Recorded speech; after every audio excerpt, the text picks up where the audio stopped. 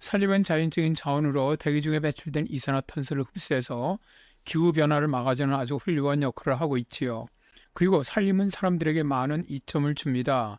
하나의 예로 최근에 산림 치유가 상행하고 있는데요.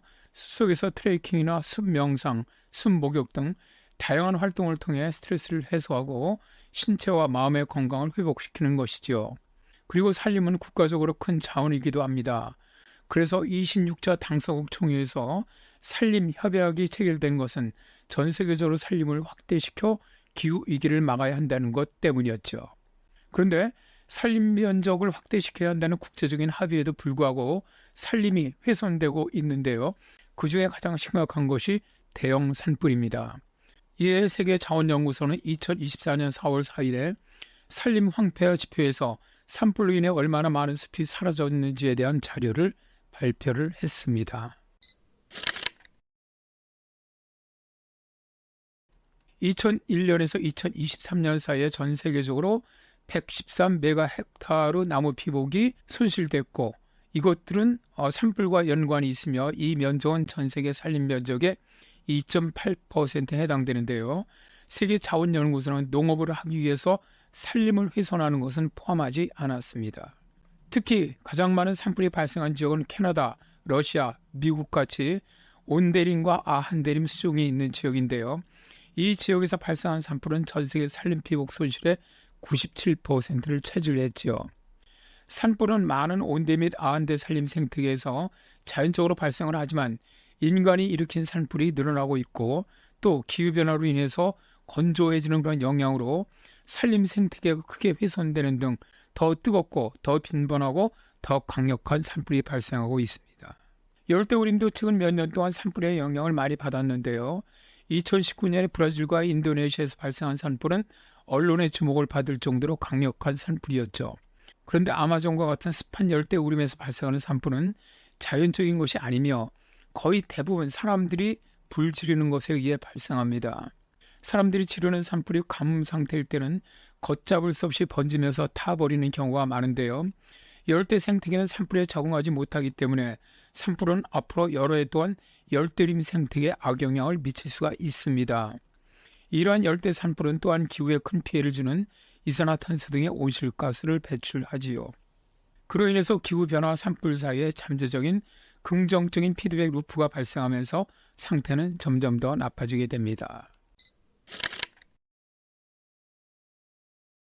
보통 대형 산림지역은 종종 작은 산림지역에 비해 육상탄소를 저장하고 생물 다양성을 유지하고 수문 체계를 조절하고 기타 생태계 기능을 제공하는 데 큰 역할을 하는데요.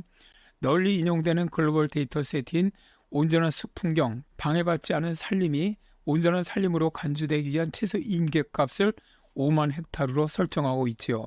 만일 산림이 이 임계값 아래로 떨어지면 여러 이점을 제공하는 해당 산림의 능력이 감소할 수 있다고 말합니다. 그런데 산림에서 온전함의 손실은 파편화, 예를 들어서 숲을 가로지르는 새로운 도로를 만든다든가 또는 노골적인 산림 벌채, 예를 들어서 농업을 위한 산림의 전환 등에 의해 발생을 하는데요. 전 세계적으로 2000년에 온전한 것으로 간주되었던 155메가 헥타르의 산림 면적이 2020년에는 더 이상 온전한 것으로 간주될 수 없었고요.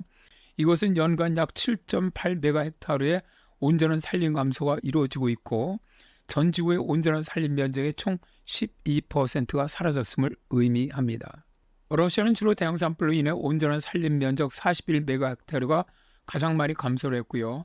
루마니아는 2000년에서 2013년 사이에 새로운 교통 인프라를 만들기 위해서 숲을 파편화시켰는데 이에 가장 크게 온전한 산림이 감소된 나라이기도 합니다. 파라과이도 눈에 띄는 감소세를 보였는데 2000년에서 2020년 사이에 목축리한 차코, 개간으로 인해 온전한 것으로 간주될 수 있는 산림 면적이 81%가 감소했지요. 가장 심각한 것은 현재 전 세계적으로 산림 황폐화가 점진적으로 진행되고 있는데요. 이 중에서 기온 상승이란 대형 산불의 증가가 더욱 많은 산림을 황폐화시킬 것으로 예상된다는 겁니다. 산림이 사라지면 우리 미래도 삭막해지는데요. 자, 그림을 보시죠.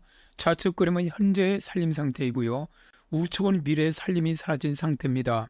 좌측과 우측에서 동일하게 위에서부터 우측으로 내려가면서 생물 다양성, 생산성, 탄소 저장력, 사회적인 편리, 토양 안정성 및 물이 있는데요. 삶이 황폐되면 생물 다양성은 반으로 줄어들고요. 생산성도 반으로 줄어듭니다. 탄소 저장력은 40%로 줄어들고요. 사회적 편리는 67%가 감소합니다. 그리고 토양 안정성 및 물 부분도 반 이하로 줄어들게 되지요. 산림이 없어지면 기후변화는 더 극심하게 변할 것이며 생물 다양성은 손실될 것이고 생산성은 물론 토양 안정성도 다 급격히 줄어들면서 인류가 살아가는데 훨씬 더 어려워질 수밖에 없는 것이죠. 우리나라 산림청도 최근에 여러 가지 명목으로 나무를 많이 베어내는 뻘짓을 하고 있는데요.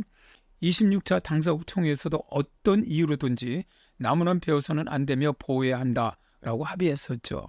우리 모두 무조건적으로 산림은 보호해야만 한다는 것 꼭 알았으면 합니다.